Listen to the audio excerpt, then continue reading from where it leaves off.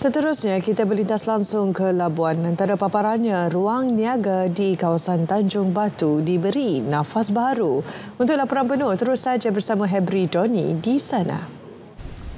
Teruskan, Hebri.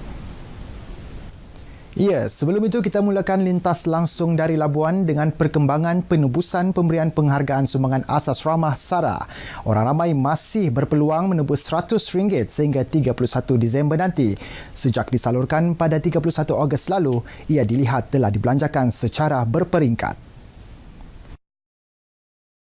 Belum. Mungkin esok saya ingin berterima kasih kerana beri duit tersebut kerana ia mengurangkan beban saya lah untuk beli barang keperluan saya harian.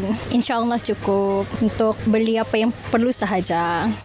Guna beli beras, minyak, telur untuk keperluan rumah lah. Mengucapkan ribuan terima kasih kepada kerajaan yang sudah bagi SARA meringankan beban, bermanfaat lah. Mekanisme MyCard sebagai medium penebusan juga disifatkan tepat bagi memastikan penghargaan itu digunakan secara bersasar oleh rakyat. Perbadanan Labuan menyediakan sebanyak 10 kios untuk peniaga di kawasan Tanjung Batu menerusi peruntukan Kementerian Perumahan dan Kerajaan Tempatan KPKT. Penolong Pengarah Jabatan Sosioekonomi Perbadanan Labuan, Jah Murniwati Markum berkata, ia bagi membantu meningkatkan taraf sosioekonomi penduduk setempat. Jelasnya kadar sewaan kios diberi dengan kadar yang rendah selain penyediaan ruang niaga, seragam, kemas dan selesa. Yang di mana kios ini menyediakan ruang untuk meniaga, disediakan juga ruang tempat untuk penyimpanan peralatan, makanan dan juga kemudian wiring asas lah dan juga kemudian tenaga solar lah di sini.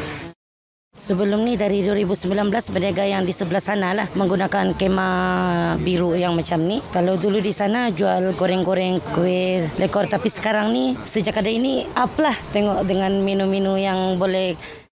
Dari segi sambutan, Alhamdulillah, memang ada kemajuan. Cuma dari kami, kios-kios ni buat penambahbaikan dari segi air, sama karen kal, sama yang ni lah. Kawasan kita punya letak meja, space kita. Penyerahan kios turut dibuat kepada beberapa jawatan kuasa pembangunan dan keselamatan kampung di pulau ini. Menjelang pembentangan Belanjawan 2026 Oktober nanti, rakyat Labuan berharap pentadbiran Kerajaan Persekutuan dapat memberikan perhatian sewajarnya kepada pulau ini. Harapan rakyat, sektor pendidikan, pembangunan infrastruktur, ekonomi dan pelancongan antara yang perlu diberi fokus.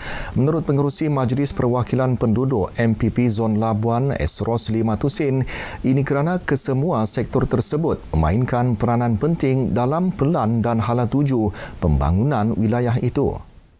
Saya berharap bajet pada kali ini perlu beralih daripada sekadar memenuhi keperluan pengguna kepada benar-benar memperkasakan keperluan penduduk Labuan, iaitu pelajar, pendidik, peniaga dan seterusnya kepada komuniti secara keseluruhannya.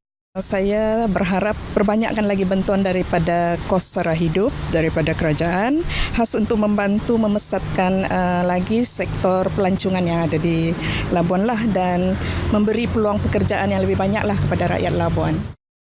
Saya berharap kerajaan memberikan perhatian terhadap kemudahan asas di setiap kampung, seperti contoh membina jalan-jalan kampung, menaik taraf jalan-jalan yang telah rosak serta sistem perairan dan saliran di setiap kampung. Persatuan Pengamal Keselamatan dan Kesihatan Pekerjaan Labuan LOSPA menganjurkan kempen derma darah dan kesedaran keselamatan. Program dengan kerjasama Hospital Labuan itu telah berjaya mengumpul sebanyak 40 beg darah.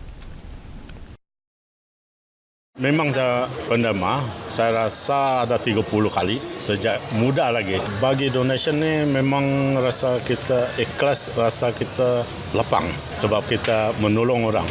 Saya amat-amat menggalakkan publik untuk donate darah. Kita derma darah ni dapat menyelamatkan paling kurang 3 nyawa. Kita dapat membantulah mereka yang memerlukan darah. Untuk kesihatan juga, kita dapat cek kita punya kesihatan. Pihak yang berautoriti ini dapatlah untuk memberi nasihat kesihatan kepada kita. Saya memberi pujian penuh lah kepada masyarakat Labuan sebab sangat supportif, sentiasa memberi respon yang positif lah. Crowd kita alhamdulillah sentiasa bersemangat lah untuk menderma darah. Orang ramai yang ingin menderma darah boleh terus ke Hospital Labuan yang menyediakan ruang kondusif untuk keselesaan penderma. Sekian paparan dari Labuan, Malaysia Madani, rakyat disantuni. Kembali ke Angkasa Puri, Kota Media.